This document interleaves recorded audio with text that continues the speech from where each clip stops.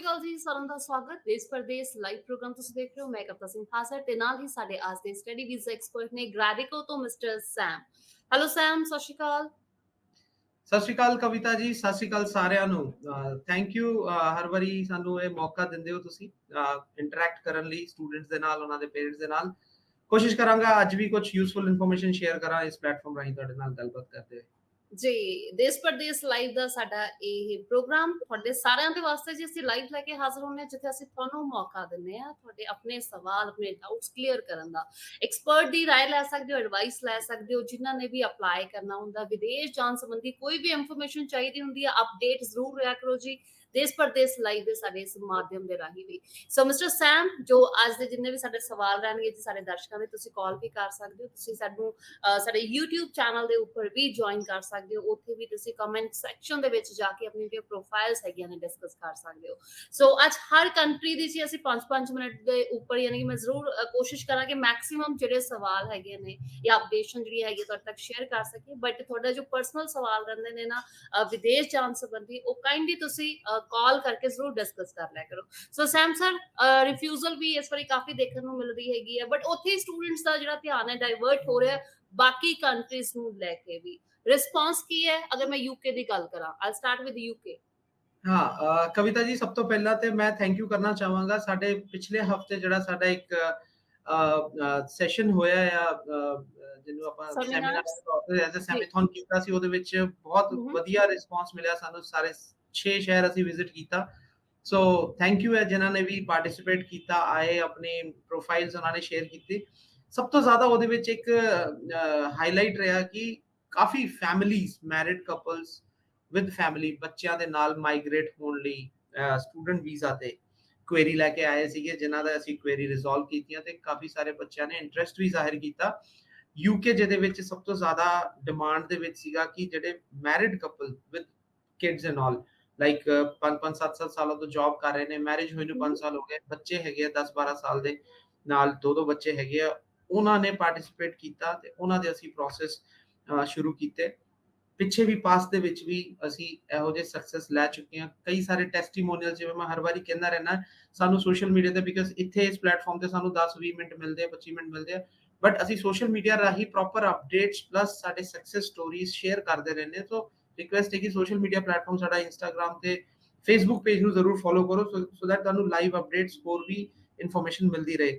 ਸੋ refusals ਨੂੰ ਲੈ ਕੇ ਜਿੱਦਾਂ ਤੁਸੀਂ ਸਵਾਲ ਕੀਤਾ ਸੀਗਾ, ਬਹੁਤ ਸਾਰੇ ਰਿਫਿਊਜ਼ਲਸ ਵਾਲੇ ਬੱਚੇ ਵੀ ਆਏ ਸਾਡੇ ਸੈਮੀਨਾਰ ਦੇ ਵਿੱਚ। ਸਾਨੂੰ ਇੱਕ ਚੀਜ਼ ਜਿਹੜੀ ਜਿਹੜੀ ਹਾਈਲਾਈਟ ਵਾਲੀ ਗੱਲ ਹੈ, ਦੂਸਰੀ ਹਾਈਲਾਈਟ, ਕਈ ਰਿਫਿਊਜ਼ਲਸ ਜਿੱਦਾਂ ਕੈਨੇਡਾ ਤੋਂ ਰਿਫਿਊਜ਼ ਨੇ ਜਾਂ ਆਸਟ੍ਰੇਲੀਆ ਤੋਂ ਰਿਫਿਊਜ਼ ਨੇ, ਉਹ ਆਏ, ਉਹਨਾਂ ਨੂੰ ਕਾਫੀ ਡਾਊਟ ਰਿਹਾ ਕਿ ਪਤਾ ਨਹੀਂ ਸ਼ਾਇਦ ਦੁਬਾਰਾ ਵੀਜ਼ਾ ਲੱਗੇਗਾ ਨਹੀਂ ਲੱਗੇਗਾ, ਮਤਲਬ ਕਿਸੇ ਹੋਰ ਕੰਟਰੀ ਦੇ ਵਿੱਚ, ਇਫ ਨਾਟ ਕੈਨੇਡਾ ਅਗੇਨ, ਕਿਉਂਕਿ ਕੈਨੇਡਾ ਚ ਜਿਹੜੇ ਅਪਲਾਈ ਕਰਦੇ ਨੇ ਉਹ 2-2 3-3 ਵਾਰੀ 4-4 ਵਾਰੀ ਰਿਫਿਊਜ਼ ਹੋ ਚੁੱਕੇ ਸੀਗੇ। ਜੀ। ਸੋ ਨਾਓ ਜੀ। They want to shift their choice, ਹੈ ਨਾ, ਚੋਇਸ ਨੂੰ ਸ਼ਿਫਟ ਕਰਕੇ ਕਿਸੇ ਹੋਰ ਕੰਟਰੀ ਦੇ ਵਿੱਚ, ਜਿੱਥੇ ਯੂਕੇ ਵਰਗੀ ਕੰਟਰੀ ਹੈ, ਯੂਐਸਏ ਵਰਗੀ ਕੰਟਰੀ। ਸੋ ਉਹ ਅਸੀਂ ਸੁਜੈਸਟ ਕੀਤੀਆਂ। ਇੱਕ ਚੀਜ਼ ਸਾਹਮਣੇ ਆਉਂਦੀ ਹੈ ਕਿ ਲੋਕਾਂ ਨੂੰ ਨਾ ਬੜੀ ਝਿਜਕ ਹੁੰਦੀ ਹੈ ਰਿਫਿਊਜ਼ਲ ਬਾਰੇ ਦੱਸਣ ਨੂੰ। ਪਹਿਲਾਂ ਕਹਿੰਦੇ ਜੀ ਇੱਕ ਕੰਟਰੀ ਤੋਂ ਰਿਫਿਊਜ਼ ਆਇਆ, ਫਿਰ ਹੌਲੀ ਹੌਲੀ ਜਦੋਂ ਕੁਐਰੀ ਕਰੋ ਤੇ ਕਹਿੰਦੇ ਜੀ ਉੱਥੇ ਵੀ ਸਾਡਾ ਰਿਫਿਊਜ਼ ਹੋਇਆ। ਇੱਕ ਮੈਸੇਜ ਦੇਣਾ ਚਾਹੂੰਗਾ ਕਿ ਤੁਸੀਂ ਫਿਰ ਜਦੋਂ ਪੁੱਛਿਆ ਜਾਂਦਾ ਹੈ, ਕਹਿੰਦੇ ਜੀ ਸਾਡੇ ਕਿਸੇ ਕੰਸਲਟੈਂਟ ਤੋਂ ਅਸੀਂ ਸਲਾਹ ਕੀਤੀ ਸੀ, ਉਹ ਕਹਿੰਦੇ ਜੀ ਤੁਹਾਨੂੰ ਦੱਸਣ ਦੀ ਲੋੜ ਨਹੀਂ ਹੈ ਰਿਫਿਊਜ਼ਲ, ਹੈ ਨਾ, ਤੁਹਾਨੂੰ ਲੋੜ ਨਹੀਂ ਪਏਗੀ, ਅਸੀਂ ਉਹ ਬਿਗਾਰ ਦੱਸੇ ਪਾਸਪੋਰਟ ਚੇਂਜ ਕਰਾ ਕੇ ਕਰਾ ਦਾਂਗੇ, ਤੁਹਾਡੇ ਇਸ ਤਰ੍ਹਾਂ ਕਰਾ ਦਾਂਗੇ। ਬਟ देयर आर ਮੈਨੀ ਸੁਜੈਸ਼ਨਸ, ਹੈ ਨਾ, ਜਿਹੜੀ ਗਲਤ ਪ੍ਰੈਕਟਿਸ ਵੀ ਹੈ। ਇੱਕ ਚੀਜ਼ ਮੈਂ ਮੈਸੇਜ ਕਨਵੇ ਕਰਨਾ ਚਾਹੂੰਗਾ ਯੂਕੇ ਦੇ ਕੇਸ ਦੇ ਵਿੱਚ ਸਪੈਸ਼ਲੀ, ਤੁਸੀਂ ਜੇ ਇਮੀਗ੍ਰੇਸ਼ਨ ਹਿਸਟਰੀ ਲੁਕਾਉਂਦੇ ਹੋ, ਜੇ ਤੁਸੀਂ ਨਹੀਂ ਦੱਸਦੇ ਰਿਫਿਊਜ਼ਲ ਬਾਰੇ, ਤੇ ਤੁਹਾਨੂੰ ਬੈਨ 100% ਬੈਨ ਲੱਗੇਗਾ 10 ਸਾਲ ਦਾ। ਪਰ ਐਟ ਦ ਸੇਮ ਟਾਈਮ ਤੁਸੀਂ ਭਾਵੇਂ 4 ਵਾਰੀ ਵੀ ਰਿਫਿਊਜ਼ਡ ਹੋ ਕੈਨੇਡਾ ਤੋਂ, 2 ਵਾਰੀ ਆਸਟ੍ਰੇਲੀਆ ਤੋਂ ਰਿਫਿਊਜ਼ਡ ਹੋ, ਯੂਐਸਏ ਤੋਂ 5 ਵਾਰੀ ਰਿਫਿਊਜ਼ਡ ਹੋ, ਤੁਸੀਂ ਦੱਸੋ ਯੂਕੇ ਦੇ ਫਾਰਮ ਦੇ ਵਿੱਚ ਉਹ ਚੀਜ਼ ਦੱਸੋ, ਤੁਹਾਡੇ ਵੀਜ਼ੇ ਨੂੰ ਕੋਈ ਇੰਪੈਕਟ ਨਹੀਂ ਹੋਏਗਾ। ਜੇ ਤੁਸੀਂ ਨਾਰਮਲ ਰਿਫਿਊਜ਼ਲ ਲਈ ਹੈ, ਤੁਸੀਂ ਬੈਨ ਨਹੀਂ ਹੋ, ਸ਼ਰਤ ਸਿਰਫ ਇੱਕੋ ਹੀ ਹੈ, ਬੈਨ ਨਹੀਂ ਹੋਏ ਹੋਣੇ ਚਾਹੀਦੇ ਹੋ। ਅਦਰਵਾਈਜ਼ ਯੂਕੇ ਵਰਗੀ ਕੰਟਰੀ ਨੂੰ ਕੋਈ ਪ੍ਰੋਬਲਮ ਨਹੀਂ ਹੈ ਜੇ ਤੁਸੀਂ 4-4 ਵਾਰੀ ਵੀ ਰਿਫਿਊਜ਼ਡ ਹੋ। ਸਾਡੇ ਕੋਲ ਲਾਈਵ ਐਗਜ਼ਾਮਪਲ ਹੈ, ਅਸੀਂ ਰਿਫਿਊਜ਼ਲ ਕੇਸਿਸ ਦੇ ਵੀਜ਼ੇ ਕਰਾਏ ਆ ਵਿਦ ਫੈਮਿਲੀ, ਮਤਲਬ ਜੀ। ਉਹ ਪਾਸਟ ਹਿਸਟਰੀ ਉਹਨਾਂ ਦੀ ਪਿਛਲੇ 5 ਸਾਲਾਂ ਦੇ ਵਿੱਚ 3-3 ਵਾਰੀ ਕਿਤੇ ਨਾ ਕਿਤੇ ਰਿਫਿਊਜ਼ਡ ਸੀਗੇ, ਅਸੀਂ ਉਹਨਾਂ ਦੇ ਵੀਜ਼ੇ ਲਏ ਆ। ਤੇ ਇਹਦੇ ਵਿੱਚ ਯੂਕੇ ਨੂੰ ਕੋਈ ਪ੍ਰੋਬਲਮ ਨਹੀਂ ਹੈ, ਤੁਹਾਨੂੰ ਦੱਸਣਾ ਚਾਹੀਦਾ ਇਹਦੇ ਬਾਰੇ। ਨਹੀਂ ਦੱਸੋਗੇ, ਕਈਆਂ ਨੂੰ ਤੇ ਅਸੀਂ ਬੱਚਿਆਂ ਨੂੰ ਅਸੀਂ ਬਹੁਤ ਜ਼ਿਆਦਾ ਬਾਰ-ਬਾਰ ਪੁੱਛਣ ਤੋਂ ਬਾਅਦ, ਡਰਾਉਣ ਤੋਂ ਬਾਅਦ ਕਿ ਵੀ ਇਸ ਤਰ੍ਹਾਂ, ਫਿਰ ਜਾ ਕੇ ਹੌਲੀ-ਹੌਲੀ ਦੱਸਦੇ ਸੀਗੇ। So it's a very strange thing ਕਿ ਉਹਨਾਂ ਨੂੰ ਕਿੰਨਾ ਟ੍ਰੇਨਡ ਕੀਤਾ, ਕਿੰਨਾ ਮਤਲਬ ਕਨਵਿੰਸ ਕੀਤਾ ਹੋਇਆ ਹੈ ਗਲਤ ਇਨਫੋਰਮੇਸ਼ਨ ਦੇ ਕੇ, ਕਿ ਉਹ ਦੱਸਣਾ ਵੀ ਨਹੀਂ ਚਾਹੁੰਦੇ ਆ, ਦੱਸ ਕੇ ਆਪਣਾ ਨੁਕਸਾਨ ਨਾ ਦੱਸ ਕੇ ਆਪਣਾ ਨੁਕਸਾਨ ਕਰਾ ਲੈਂਦੇ ਆ। ਕਈਆਂ ਦੇ ਮੈਂ ਦੇਖੇ ਵੀ ਹੈ ਕਿ ਬੈਨ ਲੱਗ ਜਾਂਦੇ ਆ ਜਸਟ ਬਿਕਾਜ਼ ਕਿ ਕੰਸਲਟੈਂਟ ਨੇ ਸੁਜੈਸਟ ਕੀਤਾ ਸੀ ਦੱਸੋ ਨਾ, ਤਾਂ ਕਰਕੇ ਅਸੀਂ ਇਨਫੋਰਮੇਸ਼ਨ ਲੁਕਾਈ, ਹੈ ਨਾ। ਸੋ ਇੱਕ ਬਹੁਤ ਵੱਡੀ ਪ੍ਰੋਬਲਮ ਚੱਲ ਰਹੀ ਹੈ ਆਪਣੇ ਇਸ ਪੂਰੇ ਸਿਸਟਮ ਦੇ ਵਿੱਚ, ਰਿਫਿਊਜ਼ਲਸ ਨੂੰ ਲੁਕਾਉਣ ਦੀ। ਸੋ ਪਲੇਟਫਾਰਮ ਰਾਹੀਂ ਮੇਰੇ ਦਿਮਾਗ 'ਚ ਸੀਗਾ ਕਿ ਮੈਂ ਜ਼ਰੂਰ ਗੱਲ ਕਰਾਂਗਾ ਤਾਂ ਕਿ ਲੋਕਾਂ ਤੱਕ ਇਨਫੋਰਮੇਸ਼ਨ ਪਹੁੰਚੇ। ਰਿਫਿਊਜ਼ਲ ਤੋਂ ਘਬਰਾਉਣ ਦੀ ਲੋੜ ਨਹੀਂ ਹੈ, ਰਿਫਿਊਜ਼ਲ ਨੂੰ ਛੁਪਾਉਣ ਦੀ ਲੋੜ ਨਹੀਂ ਹੈ, ਐਟਲੀਸਟ ਕੰਸਲਟੈਂਟ ਤੋਂ ਛੁਪਾਉਣ ਦੀ ਲੋੜ ਨਹੀਂ ਹੈ। ਰੈਸਟ ਜੇ ਤੁਸੀਂ ਕੰਸਲਟੈਂਟ ਨੂੰ ਦੱਸ ਦਿੰਦੇ ਹੋ ਤੇ ਐਟਲੀਸਟ ਤੁਹਾਨੂੰ ਇਹ ਹੋ ਜਾਂਦਾ ਹੈ ਕਿ ਇਸ ਤੋਂ ਬਾਅਦ ਰਿਸਪੌਂਸਿਬਿਲਿਟੀ ਕੰਸਲਟੈਂਟ ਦੀ ਹੈ। ਜੇ ਉਹ ਕੇਸ ਸਟਿਲ ਲੈ ਰਿਹਾ ਹੈ ਤੇ ਇਟ ਮੀਨਸ ਉਹ ਆਪਣੇ ਰਿਸਕ ਤੇ ਲੈ ਰਿਹਾ ਹੈ, ਤੁਸੀਂ ਆਪਣੇ ਵੱਲੋਂ ਸੱਚਾਈ ਦੱਸਣੀ ਜ਼ਰੂਰ ਹੈ। ਇਹ ਮੇਰਾ ਇੱਕ ਮੈਸੇਜ ਸੀਗਾ। ਸੋ ਜਿੰਨੇ ਵੀ ਰਿਫਿਊਜ਼ਲ ਕੇਸਸ ਇੱਧਰ ਉੱਧਰ ਭਟਕ ਰਹੇ ਨੇ, ਉਹ ਇੱਕ ਵਾਰੀ, ਕਿਉਂਕਿ ਮੈਂ ਅੱਗੇ ਵੀ ਸ਼ੋਅ ਦੇ ਵਿੱਚ ਦੱਸਦਾ ਰਹਿਣਾ, ਨਾਰਮਲ ਰੂਟੀਨ ਕੇਸ ਦਾ ਕਵਿਤਾ ਜੀ ਕੋਈ ਵੀ ਕਰਦੇ ਹੀ ਹੈ, ਸਾਰੇ ਕੰਸਲਟੈਂਟ ਕਰਦੇ ਨੇ। 7 ਮਿੰਟ ਆ ਗਏ ਜੀ, ਰੀਸੈਂਟ ਪਾਸ ਆਊਟ ਹੈ, ਰਿਫਿਊਜ਼ਡ ਨਹੀਂ ਹੈ, ਨਾਰਮਲ ਕਰਦੇ ਨੇ।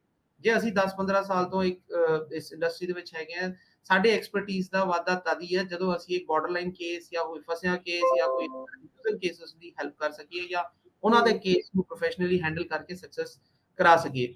ਸੋ ਅੱਜ ਵੀ ਮੈਂ ਰਿਕੁਐਸਟ ਕਰਾਂਗਾ, ਕੋਈ ਵੀ ਇਹੋ ਜਿਹਾ ਪ੍ਰੋਫਾਈਲ ਹੈ, ਗੈਪ ਜ਼ਿਆਦਾ ਹੈ, ਬੱਚਿਆਂ ਦੇ ਨਾਲ, ਫੈਮਿਲੀ ਦੇ ਨਾਲ ਟਰੈਵਲ ਕਰਨਾ ਚਾਹੁੰਦੇ ਆ, ਰਿਫਿਊਜ਼ਡ ਕੇਸਸ ਨੇ, ਉਹ ਇੱਕ ਵਾਰੀ do you have any latest successful story UK ਨੂੰ ਲੈ ਕੇ? For sure, ਅਸੀਂ recently ਇੱਕ family, Kamaljit and Tarsem with kid, ਉਹਨਾਂ ਦਾ 2019 ਆਸਟ੍ਰੇਲੀਆ ਰਿਫਿਊਜ਼ਡ ਸੀਗਾ ਵਿਦ ਫੈਮਿਲੀ। ਦੈਨ ਐਪਲੀਕੈਂਟ ਨੇ ਅਪਲਾਈ ਕੀਤਾ 2020 ਦੇ ਵਿੱਚ, ਲਾਕਡਾਊਨ ਦੇ ਦੌਰਾਨ ਕੈਨੇਡਾ ਦੇ ਵਿੱਚ। ਅਨਫੋਰਚੂਨੇਟਲੀ ਉੱਥੇ ਵੀ ਰਿਫਿਊਜ਼ ਹੋਇਆ and now they have moved. ਹਫਤੇ ਪਹਿਲਾਂ ਹੀ ਗਏ ਨੇ। ਉਹਨਾਂ ਦੀ ਅਸੀਂ ਟੈਸਟੀਮੋਨੀਅਲ ਸ਼ੇਅਰ ਕੀਤੀ ਹੈ। ਮੈਂ ਕੋਸ਼ਿਸ਼ ਕਰਾਂਗਾ ਕਿ ਇਸ ਮੀਡੀਅਮ ਰਾਹੀਂ ਵੀ ਸ਼ੇਅਰ ਕਰਾਂ ਉਹ ਟੈਸਟੀਮੋਨੀਅਲ। ਉਹ ਰੀਸੈਂਟਲੀ ਗਏ ਨੇ, ਰਿਫਿਊਜ਼ਡ ਕੇਸਸ ਗਏ ਨੇ, ਵਿਦਆਊਟ ਆਇਲਸ ਗਏ ਨੇ। ਸੋ ਉਹਨਾਂ ਦੀ ਟਰੈਵਲ ਹਿਸਟਰੀ ਸ਼ੋ ਕੀਤੀ, ਉਹਨਾਂ ਦੇ ਬਾਰੇ ਅਸੀਂ ਦੱਸਿਆ ਕਿ ਇਹ ਰਿਫਿਊਜ਼ਡ ਨੇ ਤੇ ਯੂਕੇ ਨੂੰ ਕੋਈ ਪ੍ਰੋਬਲਮ ਨਹੀਂ ਹੈ, ਉਹਨਾਂ ਨੂੰ ਵੀਜ਼ਾ ਦਿੱਤਾ ਗਿਆ, ਵਿਦਆਊਟ ਇੰਟਰਵਿਊ ਦਿੱਤਾ ਗਿਆ।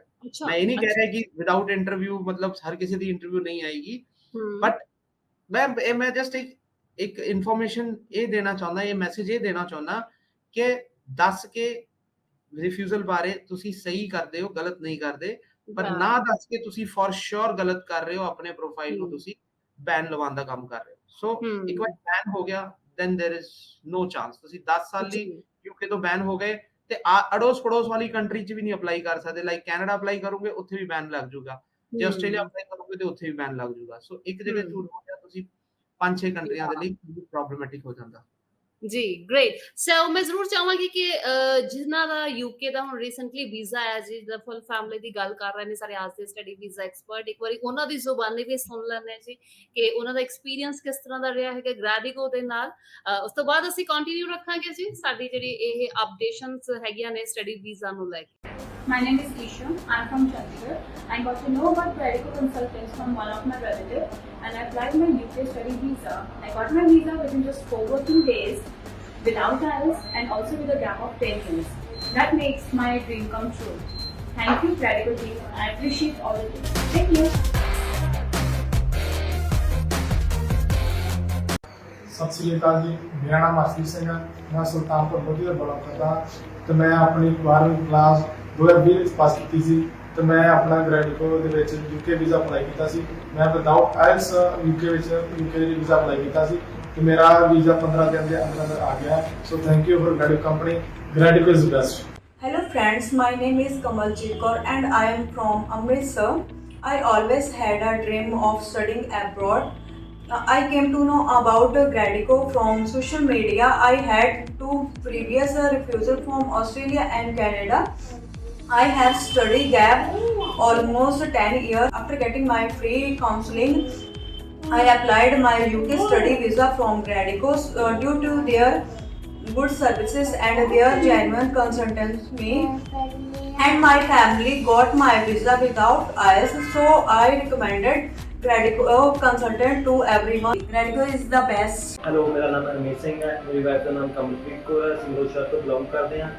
ਅਸੀਂ ਯੂਕੇ ਲਈ ਸਪੋਜ਼ ਕੇਸ ਵੀਜ਼ਾ ਅਪਲਾਈ ਕੀਤਾ ਸੀ ਗ੍ਰੈਡਿਕੋ ਤੋਂ ਤੇ ਸਾਡਾ ਸਪੋਜ਼ ਕੇਸ ਵੀਜ਼ਾ ਆ ਗਿਆ ਗ੍ਰੈਡਿਕੋ West. myself Avnesh Singh. I'm from Jammu and Kashmir. We are applying for a spouse care visa. Today we got a visa within 4 to 5 working days. Thank you Sonia ma'am and her team. Radico is best. Hello, my name is Anamika. I belong to City. One of my friend got from last year, and she has suggested me to apply my visa through as well. Me and my husband both applied as visa last Radico, and our visa got rejected. But had made an appeal to higher position. So finally got our visa last. I am very happy with this, and the staff was very cooperative. So I recommend everyone to apply to Radico. Sat Sri ਅਕਾਲ ਜੀ, ਮੇਰਾ ਨਾਮ ਆਸ਼ੀਸ਼ ਸਿੰਘ ਹੈ। ਮੈਂ ਸੁਲਤਾਨਪੁਰ ਲੋਧੀ ਦਾ belong ਕਰਦਾ ਤੇ ਮੈਂ ਆਪਣੀ 12ਵੀਂ class 2020 ਵਿੱਚ ਪਾਸ ਕੀਤੀ ਸੀ ਤੇ ਮੈਂ ਆਪਣਾ ਗ੍ਰੈਡਿਕੋ ਦੇ ਵਿੱਚ ਯੂਕੇ ਵੀਜ਼ਾ ਅਪਲਾਈ ਕੀਤਾ ਸੀ। ਮੈਂ without IELTS UK visa apply ਕੀਤਾ ਸੀ ਤੇ ਮੇਰਾ ਵੀਜ਼ਾ 15 ਦਿਨ ਦੇ ਅੰਦਰ ਆ ਗਿਆ। So thank you for Gradico company. Gradico is best. Hello, ਮੇਰਾ ਨਾਮ ਰਮੇਸ਼ ਸਿੰਘ ਹੈ। ਮੇਰੀ ਵਾਈਫ ਦਾ ਨਾਮ ਕਮਲਪ੍ਰੀਤ ਕੌਰ ਹੈ। ਅਸੀਂ ਫਿਰੋਜ਼ਸ਼ਾਹ ਤੋਂ ਬਿਲੋਂਗ ਕਰਦੇ ਹਾਂ। ਅਸੀਂ ਯੂਕੇ ਲਈ ਸਪੋਜ਼ ਕੇਸ ਵੀਜ਼ਾ ਅਪਲਾਈ ਕੀਤਾ ਸੀ ਗ੍ਰੈਡਿਕੋ ਤੋਂ ਤੇ ਸਾਡਾ ਸਪੋਜ਼ ਕੇਸ ਵੀਜ਼ਾ ਆ ਗਿਆ ਗ੍ਰੈਡਿਕੋ West. Myself Avnesh Singh. I'm from Jammu and Kashmir. We are applying for a spouse care visa. Today we got a visa within 4 to 5 working days. Thank you Sonia ma'am and her team. Radico is best. Hello, my name is Anamika. I belong to City. One of my friend got from last year, and she has suggested me to apply my visa through as well.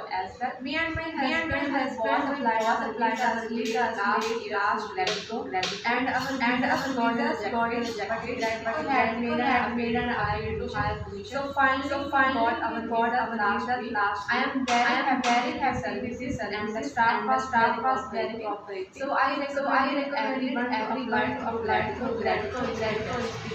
My name is Isha. I'm from Chandigarh. I got to know about Radico consultants from one of my relatives, and I applied my UK study visa. I got my visa within just 4 working days, without IELTS, and also with a gap of 10 years. That makes my dream come true. Thank you, Radico team. I appreciate all of you. Thank you.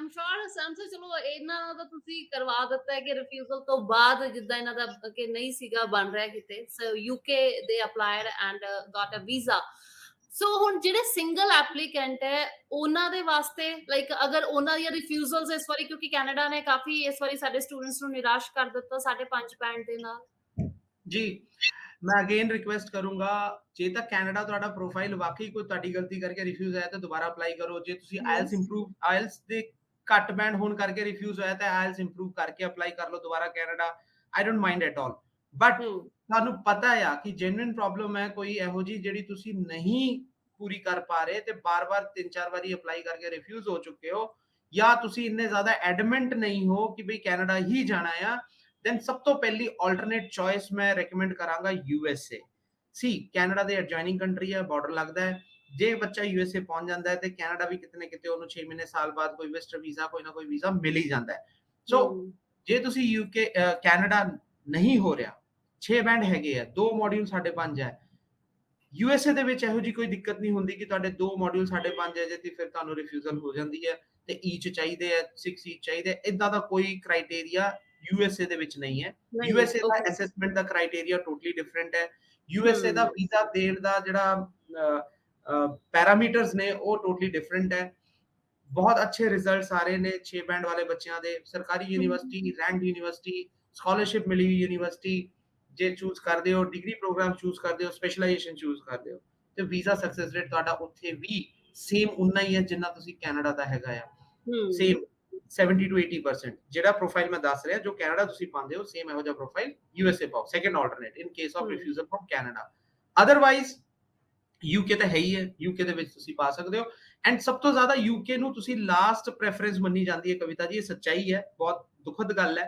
ਸਾਡੇ ਲਈ ਕਿ ਵੀ ਅਸੀਂ UK ਦਾ ਕੰਮ ਕਰਦੇ but ਮੂੰਹੋਂ ਸੁਣਿਆ ਅਸੀਂ and ਉਹ ਐਕਸੈਪਟ ਕਰਨ 'ਚ ਕੋਈ ਗਲਤ ਵੀ ਨਹੀਂ ਹੈ ਵਾਕਈ ਸਟੂਡੈਂਟ ਜਿਹੜੇ ਨੇ UK ਨੂੰ 3rd 4th ਪ੍ਰੈਫਰੈਂਸ ਲੈ ਕੇ ਚੱਲਦੇ ਕਿ ਠੀਕ ਹੈ ਜੀ ਆਇਲਸ ਘੱਟ ਆ ਗਏ ਬੈਂਡ ਤੇ ਚਲੋ UK ਕਰ ਲੈਂਦੇ ਆ ਜਾਂ ਰਿਫਿਊਜ਼ ਹੋ ਗਿਆ 3 ਕੰਟਰੀ ਤੋਂ 4ਥੀ ਕੰਟਰੀ UK ਚਲੇ ਜਾਂਦੇ ਆ ਬਟ ਉਹਦਾ ਰੀਜ਼ਨ ਵੀ ਇਹ ਹੈ ਕਿ PR ਨਹੀਂ ਹੈ ਜੀ ਉੱਥੇ ਸੈਟਲਮੈਂਟ ਹੂੰ। ਨਹੀਂ ਹੈ ਜੀ ਉੱਥੇ। ਹੂੰ। ਪਰ ਮੈਂ ਇੱਕ ਚੀਜ਼ ਬਾਰ-ਬਾਰ ਮੇਰੀ ਦਲੀਲ ਰਹਿੰਦੀ ਹਮੇਸ਼ਾ ਯੂਕੇ ਨੂੰ ਲੈ ਕੇ ਕਿ ਜੇ ਮੈਂ ਆਪਣੇ ਪੁਆਇੰਟ ਆਫ ਵਿਊ ਨਾਲ ਸਮਝਾਂ ਤੇ ਮੇਰੇ ਲਈ ਸਭ ਤੋਂ ਆਸਾਨ ਯੂਕੇ ਦੇ ਵਿੱਚ ਪੀਆਰ ਲੈਣੀ ਹੈ, ਕਿਉਂਕਿ ਹੂੰ। ਯੂਕੇ ਦੇ ਵਿੱਚ ਤੁਹਾਨੂੰ ਆਪਣੀ ਫੈਮਿਲੀ ਦੇ ਨਾਲ ਪਹਿਲੀ ਗੱਲ ਤੇ ਇੱਥੋਂ ਇਕੱਠੇ ਟਰੈਵਲ ਕਰਨ ਦਾ ਮੌਕਾ ਮਿਲਦਾ ਹੈ। ਦੂਸਰਾ ਪੋਸਟ ਸਟੱਡੀ ਵਰਕ ਵੀਜ਼ਾ ਮਿਲਦਾ ਉੱਥੇ 2 ਸਾਲ ਦਾ, ਜਿਸ ਦੌਰਾਨ ਮੈਂ ਇੱਕ ਪੱਕਾ EMPLOYER ਲੱਭਣਾ ਹੈ। That's it.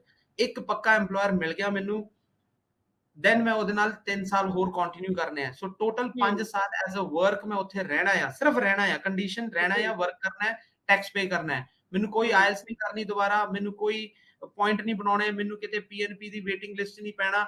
ਜਸਟ 5 ਸਾਲ ਵਰਕ ਰਿਕਾਰਡ ਲੈ ਕੇ ਮੈਂ ਇੰਟਰਵਿਊ ਬੁੱਕ ਕਰਨੀ ਹੈ ਤੇ ਜਾ ਕੇ ਬਹਿ ਜਾਣਾ ਟੇਬਲ ਤੇ ਵੀਜ਼ਾ ਆਫਿਸਰ ਦੇ ਸਾਹਮਣੇ, 5 ਸਾਲ ਦੀ ਸਟੋਰੀ ਦੱਸਣੀ ਹੈ ਉਹਨੂੰ, ਜਿਹਨੂੰ ਲਾਈਫ ਇਨ ਦੀ ਯੂਕੇ ਕਰਕੇ, ਨਾਮ ਹੀ ਉਹਦਾ ਲਾਈਫ ਇਨ ਦੀ ਯੂਕੇ ਹੈ, ਅਪਾਇੰਟਮੈਂਟ ਦਾ ਨਾਮ, ਕਿ ਵੀ ਤੁਹਾਡੀ 5 ਸਾਲ ਯੂਕੇ ਚ ਲਾਈਫ ਕਿੱਦਾਂ ਦੀ ਰਹੀ, ਉਹਦੇ ਬਾਰੇ ਸਟੋਰੀ ਦੱਸਣੀ ਹੈ ਤੇ ਮੈਨੂੰ ਪੀਆਰ ਮਿਲ ਜਾਣੀ ਹੈ। ਸੋ ਕਹਿਣ ਦਾ ਮਤਲਬ ਇਹ ਹੈ, ਚਲੋ ਮੈਂ ਜਿੰਨੇ ਸੌਖੇ ਤਰੀਕੇ ਨਾਲ ਦੱਸਿਆ, ਜਸਟ ਇੱਕ ਓਵਰਵਿਊ ਦਿੱਤਾ ਹੈ।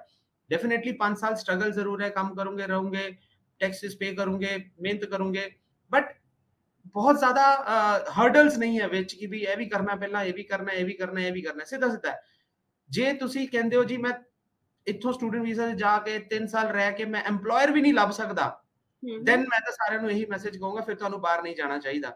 ਜੇ ਤੁਸੀਂ ਆਪਣੇ ਆਪ ਨੂੰ ਇੰਨਾ ਕੈਪੇਬਲ ਨਹੀਂ ਸਮਝਦੇ ਕਿ ਬਾਹਰ ਜਾ ਕੇ ਸੈਟਲ ਵੀ ਹੋਣਾ ਹੈ, ਆਪਣੇ ਆਪ ਹੀ ਚੀਜ਼ਾਂ ਹੋ ਜਾਣ, ਮੈਨੂੰ ਕੋਈ ਆ ਕੇ ਪੁੱਛੇ ਨਾ, ਮੈਂ ਕਿਸੇ ਨੂੰ ਜਾ ਕੇ ਬਾਹਰ ਨਾ ਪੁੱਛਾਂ ਤੇ ਬਸ ਪਹੁੰਚ ਜਾ ਉੱਥੇ ਤੇ ਆਪਣੇ ਆਪ ਪੀਆਰ ਆ ਜਾਏ, ਇਸ ਪੋਸੀਬਲ ਨਹੀਂ ਹੈ। ਤੁਹਾਨੂੰ ਇੱਥੋਂ ਯੂਕੇ 3 ਸਾਲ ਦਾ ਪਲੇਟਫਾਰਮ ਦਿੰਦਾ ਹੈ।